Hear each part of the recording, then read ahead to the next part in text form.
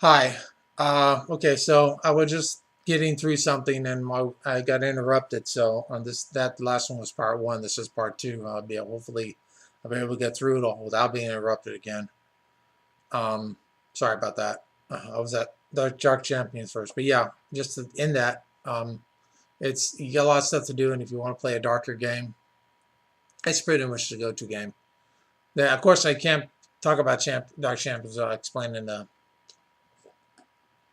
800-pound gorilla in the corner. That's the character of Harbinger of Justice, who's probably one of the most insanely created characters in the history of superheroes.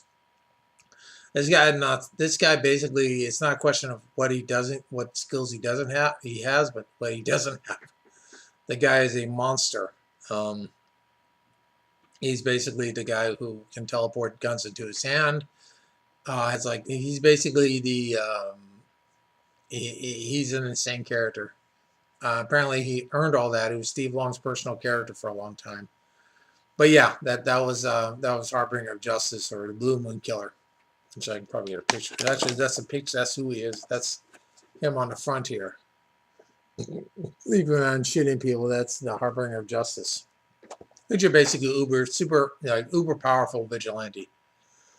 So yeah, if you want something, that's something to look into. The fifth edition, they come out with a really good, bigger Dark Champions game, which is more almost like a super agent campaign. It's less about vigilantes stalking the streets. It's like espionage and stuff like that, which you can definitely do with this too.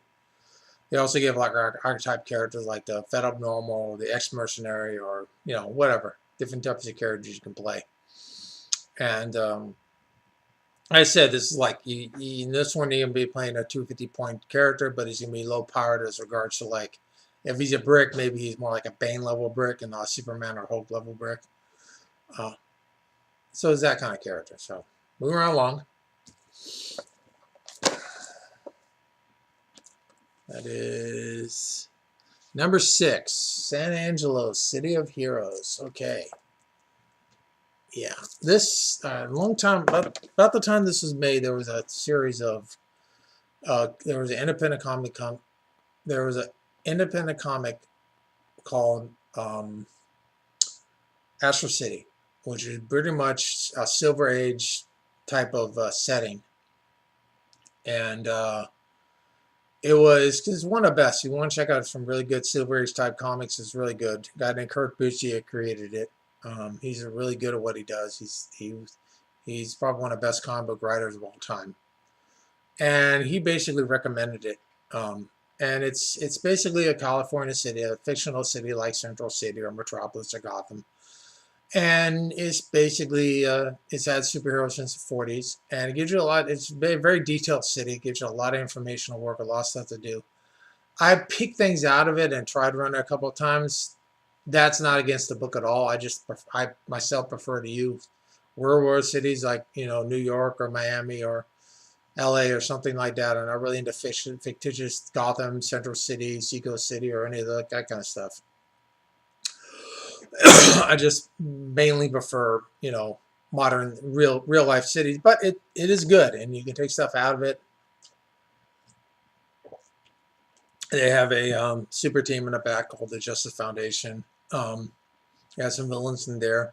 It has some supplemental material. It has a Chinatown. There's one called there's like a Chinatown supplement. There's a San Angelo enemy supplement, which is pretty good. And it's one of those things that you can pretty much fit into it. It's its own universe, but it's not so set in stone that you couldn't put it in like the regular Champions universe. The only thing they try to insinuate is there's a lot of aliens in there, and things are a little bit more real, technology a little bit more realistic in a lot of respects. But like you don't see a lot of powered armor or high tech people in there. Most of the powers are natural abilities. Um, but outside of that, yeah, it's a pretty good setting. It's pretty good at what it does, and I would highly recommend it. The art is really good, the detail, the background, a lot of stuff you can pull out of here and do stuff with. It shows like where everything's supposed to be and gives you a lot of good. If you're really looking for a city adventure, a city setting, it's pretty good. And it uses 4th edition rules. It does add some stuff that will come in later in 5th. fixes a few things, but they're pretty much all 4th edition characters. They're like I said, just like I said with the other ones, you can pull people, you can take characters from the Justice Foundation and just sit down and play them if you don't feel like making a character that day. So there's a lot of, like 5 players, and there's even a number of villains, like you just change up dis ads and say, I'm going to play this guy. So even that's good. I just want to point out, when you look at these enemies, you can see some people with higher point levels. There's a saying among Champions players that points are for players, not necessarily for villains. Occasionally, some source books you see people with more lower point total, because when people make them, you're trying to just create a character that fits into what you're trying to do.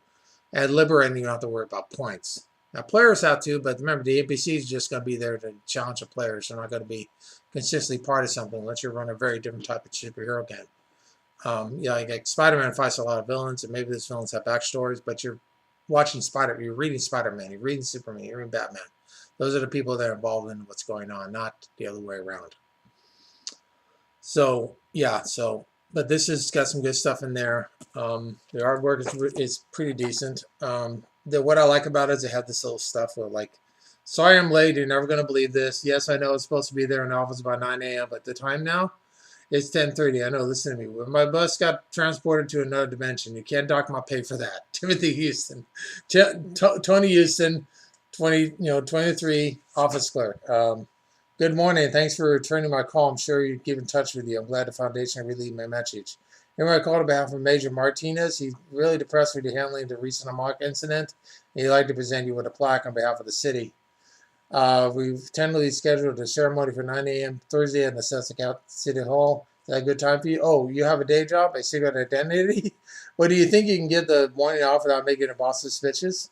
Tony Harlow, 42, Major Citizen. So these little, little things that just pop in there to give a little character and charm, which I think is kind of cute, And, it deals with the idea, in a good champion, so any good superhero game, you're not just going to fight people. It's not going to just be combat to combat. What made Spider-Man such a great character is the stuff he goes through with Aunt May and Mary Jane and Gwen and all this, all the relationship problems that, oh my God, I missed a day with Mary Jane. She's pissed at me, and now, I got to get in medicine, Aunt May, because she had her 5th heart attack today. It was always, the drama and the stuff. So it has that stuff in there too. Just trying to deal with the regular day-to-day stuff of a superhero, not just, let's go bash something tonight like we did when we were kids. So that's another thing I like about it. So moving right along, trying not to spend too much time on everything. Get ready. There we go. Viper. Yeah, just Viper. Now, this was the book to get when we were all playing 4th edition. Everybody was waiting on this. Up until then, there hadn't been really a lot of information about Viper. There were a couple of supplements. There's one old school one called Viper's Nest, which is basically a little adventure that was in, I think it was in one of the, I think it was in the second Champion 2nd edition GM screen, had that in there. Viper in the Nest. But outside of that, you didn't see a lot of information on Viper. There is some information in the core book, but you never see a lot of information about Viper. It's pretty much just something that you cobble together. This gives you info, gives you background, it gives you characters to play, it gives you super teams, it gives you different agents to fight the characters. Chock full of vitamins, chock full of villains and adventures and stuff. It's a really good book. It's one people were waiting on for a long time. And when it came out, everybody was snatching up a copy. I remember when I got back into gaming, I think it was like 94. That's what the game was. Everybody was getting. When it came out, people were buying it. I used to go when it came, but hey, look at our Viper. So did I. Everybody else got it too. And they really liked it. And it's got some good stuff in there for you to use. It's probably one of the coolest ones. And I know that Viper 5th edition came out a Viper book, and probably 6th edition did too. The 5th edition is kind of interesting. I also like it. That's some of the same things. Actually, I like the 5th edition somewhat better because I like the background in 5th and more than 4th. And yes, the boys in green and Hydra has green, so they're kind of a Hydra ripoff. But a lot of stuff in Champions are ripoffs, you know. Ogre's a ripoff of the Hulk. Doctor Destroyer is basically a Doctor Doom type character. And a lot of other characters, pretty much like, you know, XP versions or, you know, rip-off versions. But that's okay because, you know, see the handful of people that wanted that. They see the hands of people. Raise a hand of the people that have had players that wanted to play like a Wolverine or a Spider-Man clone. Just about everyone I know that plays a brick in my games wanted to play Colossus. So people want to do that, and that's what makes them happy. Let them do it. It's no big deal. So yeah, it is kind of rip off of Hydra, but doesn't really, with the exception that it doesn't really have the Nazi background that Hydra had. It was basically a bunch of guys that wanted to stop communism, which is similar to Nazism, but not quite.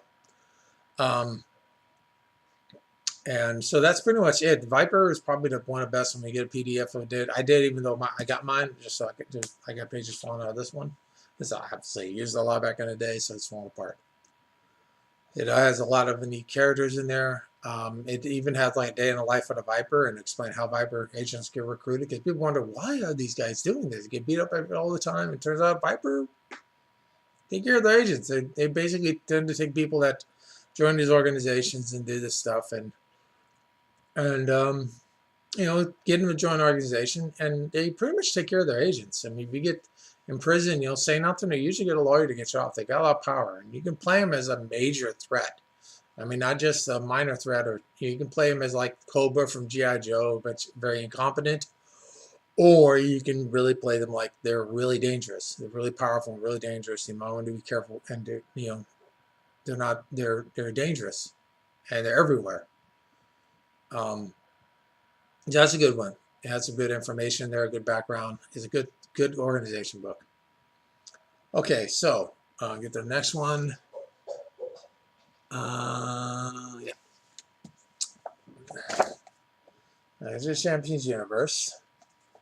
This is 4th edition Champions Universe. 5th edition, there's a slight difference. One of the biggest differences between 4th and 5th is the characters. Both of them have a team called the Champions, but 4th edition had a different team than 5th edition. The only thing that's repeated in 5th edition is the character Defender, and 4th and 5th edition, 2 different teams. One of the reasons I like Champions Universe is it reminds me a lot more of the Marvel Universe. They have a group called the Progenitors who are responsible for a lot of the superheroes. Well, it is supposed to be understood that in the 4th edition champion in the Marvel Universe, there were a group called the Celestials who were responsible for implanting like a gene for people to create superheroes. So it was just like the same thing. And you also have like a lot of history back from. You have some characters in there. Not as many. You do have a group that was left out of the classic enemies, which I'll talk about next, called the Destroyers. In this case, it's called Deathstroke. And they're pretty much... They're basically originally written as like the most pathetic super villain team of all time, and they get like a makeover, and they're kind of cool in that respect. It gives you a timeline. It gives you brief information about the characters. One I really like about it is they show updated versions of the champions in 4th edition, which I think is really neat. If you want to play high power, just want to see how characters look like when they develop naturally in the campaign. You know, over time, because one of the reasons I always like starting at the bottom of something is that like a 500 point character, say a 400 point character started a 250 point character, is going to a lot different than somebody that's starting off as a 400 point character. Sort of like if you're playing D&D and you start at first level and you work your way up to 10th, it's different than if you start at 10th.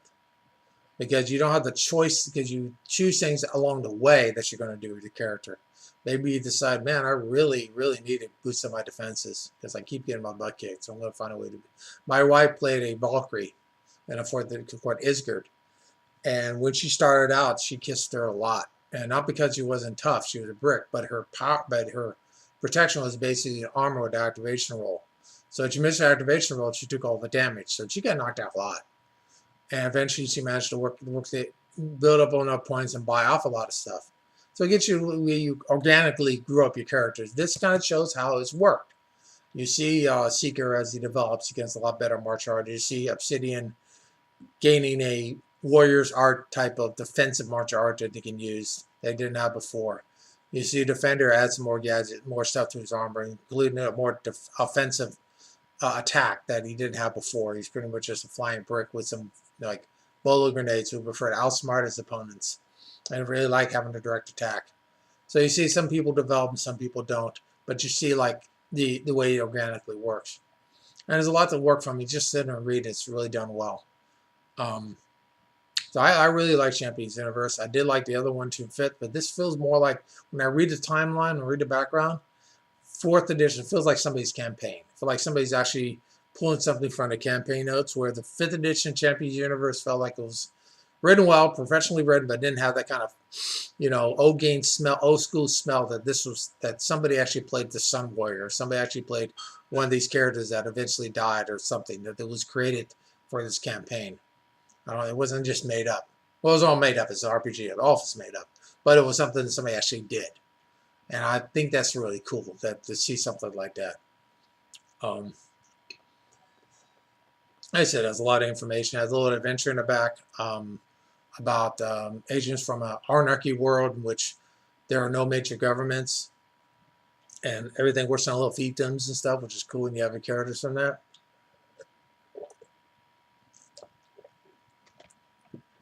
Even the characters, even the villains, the called bad guys you meet in there, and not necessarily bad guys, some are good guys. They're gray area characters. They have their motivations and stuff, but they're not like that. But yeah, this is a good one if you want to start. If you want to run your universe. It has a lot of stuff about technology, about all the brief explanations, the timeline, some characters in here for you to use. It even has some characters from a defunct group called the Justice Squadron. I think it was called the Justice. Let me see here.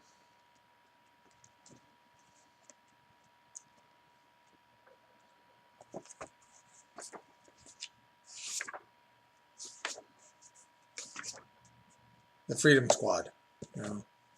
That shows a super team that used to exist and are broken up. So it's just kind of neat. Occasionally you get like the champions from Marvel. That and you gotta see what happens to these people afterwards, and possibly they can join up again or something like that. I thought that was kind of neat, and the character is kind of cool, and it's a really good setting. So we're getting down the line here. This is the second. This is gonna rip off. I'm ripping you off. Yeah, this is probably the best thing to get. Champions, the 4th edition rulebook. Everything you need is right here. You don't even need to buy the other stuff. They have enough information here, rules. They have enough characters and villains that you pretty much run a campaign, make your own guys up, and you wouldn't need any of that supplemental material. Not true with 5th edition. 5th edition did come out with a 5th edition rules book and a 5th edition ER rules book, and I got nothing against it specifically. But you would have to buy, it's kind of like GURPS, and you'd have to buy a setting book or do everything on your own to actually to run the game. Well, this one, it gives you the rule set, plus it gives you like, all these characters to play, and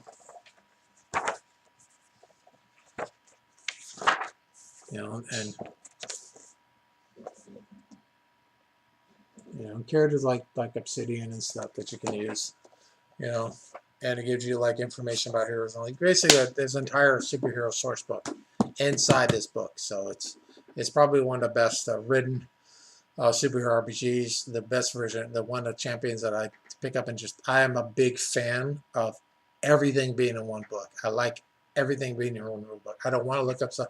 One of the things that turned me off, and I'm sorry if I get off topic, one turned me off about D&D, particularly 3rd edition D&D, was splat book after splat book after splat book after splat book. I want one damn book to look everything up, and that's all I have to deal with. I got enough to do as a GM We don't have to worry about, yeah, there was this supplement material that I bought from online, and it's like a third-party thing, and it's got this character class that really rocks. And if I do this, do this, do this, do this, put this together, throw this together, strap this on, fit this off, and do all this kind of stuff, I can create this character and kill 15 kobolds in one round. Yeah, and it's because of, it is approved, and you have to use it because it's a book. Now I know as a GM, you can say no and won't allow it, but there's always that one kind of trying to sneak it in because he wants it so much. So this, you don't have a problem with this. You have one book and that's it, and there's supplementary material that comes later in the Dark Champions book. Actually made it in the 5th edition. That's fine, but pretty much everything you need is right here, and you don't need any more extra material. All the stuff I'm talking about is extra stuff, but you don't really need it. But technically, you don't need dungeon crawls. There's a lot of things you don't need, but it's nice to have it, and because it's fun. So, like I said this before, this is probably one of the best versions to get, and I suggest picking it up. So, get down the line here. Remember when I talked about Viper being the one that everyone tried to get? This is probably the one that got the most. That was probably the most important book to get, and that's Ninja Hero. Up until that time, you only had a few martial arts maneuvers. Let's see here.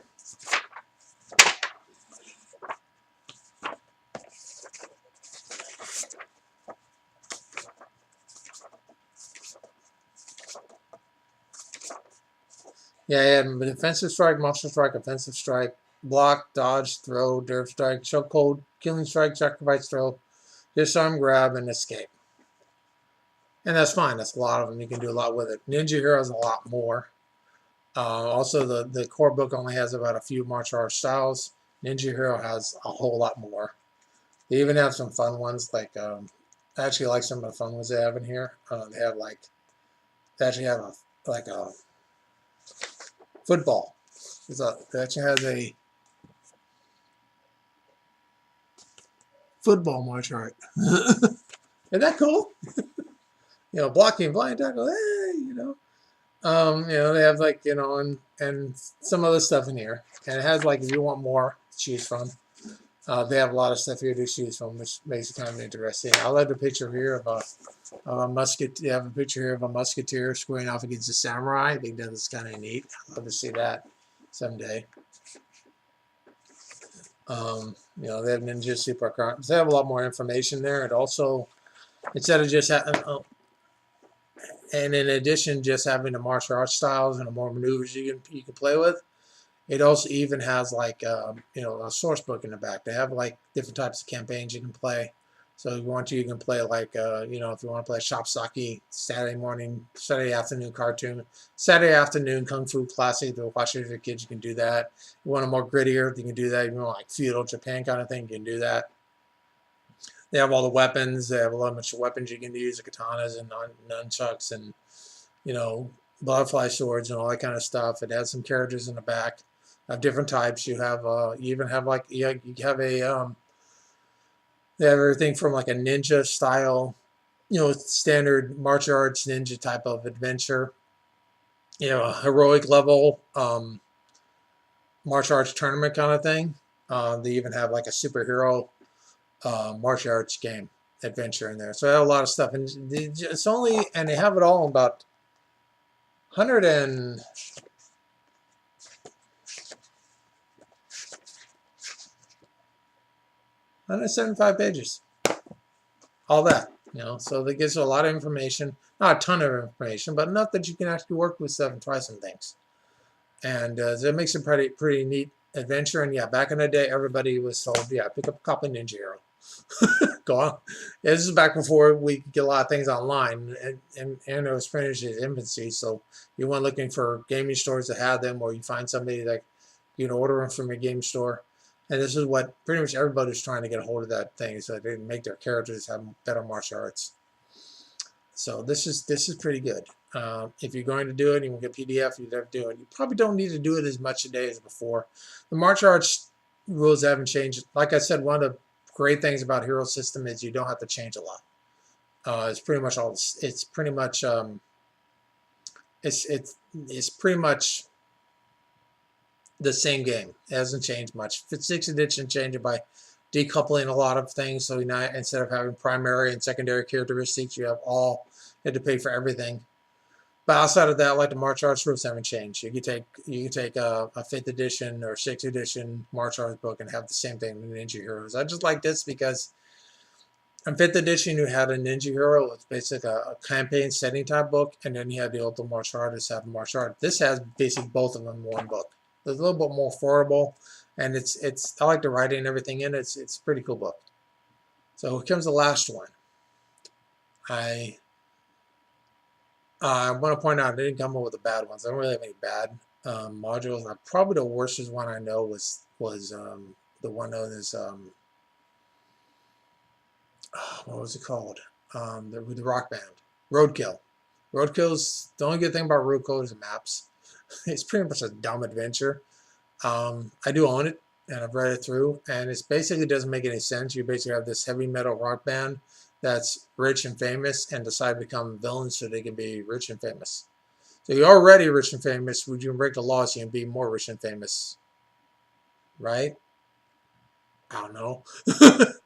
And it's kind of a team's kind of a pushover. The idea is kind of silly. I suppose you hate Backstreet Boys. They have a group called Young Girl Teens, which you can pretty much maybe not rescue them. um, Because you don't like Backstreet Boys, or you don't like a lot of those boy bands, those like corporate pull-it-out boy bands that die at 30, and into wannabes or whatever you call them. So yeah, so here's the last one.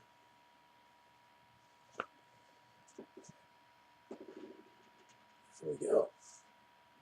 Classic Enemies. That is the coolest drawing I've ever seen on Fireway. All right, now this is probably the granddaddy of enemy books. They're basically a compilation of 3 enemies books that came before it: Enemies 1, Enemies 2, and yes, Enemies 3. Another one I just picked up recently, Villainy Unbound, and it takes most of the characters from there and takes them in. It's divided into, like, you basically have it starts off with enemies. They basically have they basically start off with teams: the Ultimates, the Conquerors, Eurostar, the Raiders, Terra Incorporated, and its Project Sunburst. And then it goes to like the really powerful character, Dr. Destroyer, and then from then it's pretty much two double people, Lightning and Thunder and Panda Raccoon are basically like boy and girl. Like Lightning and Thunder is like my favorite group. They're basically like a married couple that are forced to become superheroes when they break the law, and they have to spend a year with a public identity and always being on call and having no life. And now that year's up, they want to catch in on it and basically be criminals. And I think they're a neat little group, kind of a redemptive group. They aren't really evil people, just means kind of screwed up by the system. And then you get Panda Raccoon or like 2 runaways. And then of course you have all the classic. You have some of the characters that appeared later. Most of the characters, some characters that would appear that appeared before. So you got like Bulldozer, which is basically a real pathetic character. He's basically a professional wrestler type who gets beat up a lot and still thinks he's the toughest guy in the room, but he still gets beat up a lot. They have like the ultimate Hulk ripoff, Brawn, who's basically a mindless creature with 4 arms, kind of like Garo from Mortal Kombat. That just beats up, that gets used a lot and manipulated by a lot of people. Brawn is one of those characters I use. Well, I got slow now. I can't think of it. I'll just throw Brawn. So you can beat him on something. And of course, you have some new villains and you have some old ones from early editions brought in. And what's good about it is you have a variety.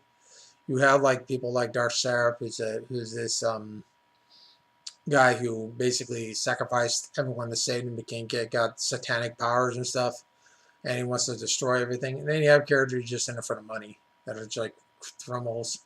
Even though some people are like victims of the system or misunderstood and they really want to be criminals but have no choice in the matter. So, have a variety of different characters. I think it's kind of neat. You have different power levels. Some of the characters are downright silly, and some are really cool. But it's pretty cool. Like you have really powerful characters. Like you have mercenary characters. You have freaks of nature, and you also have guys who just. And of course, you have the everyone's favorite supervillain, Foxbat. Where I still believe I'm part of his master plan. He's basically like a nut job with a ping pong ball gun and glider wings who believes he's living a comic book. And he's sort of a nut job, but he's a lot of fun to use in a game. And most people like to use him in a game. And so that's a good one to get. It has a lot of stuff in it that you can use. So pick and choose what you want. And any of these are really good. There's a couple of good ones out there I didn't include. One I probably should have brought in was Classic Organizations because it has a write-up of Primus and Demon, as well as some other stuff. But that's not bad. It has a lot of information in there, but it just didn't make the cut for me. If I come out like a top 11 or a top 15, and probably had more. But yeah, you can get all these things online for PDF, Drive-Through RPG or RPG Now, and they're not that expensive. I think the most expensive thing is a core book's like $20. Everything's either 5 or 10 or even lower than that. As you want to build up something and go back in time to where characters were a little bit more simpler and easier to make, I jump on it, give it a shot. So this is Timothy Lee Master, Man in Black, signing off, and we'll talk about something later.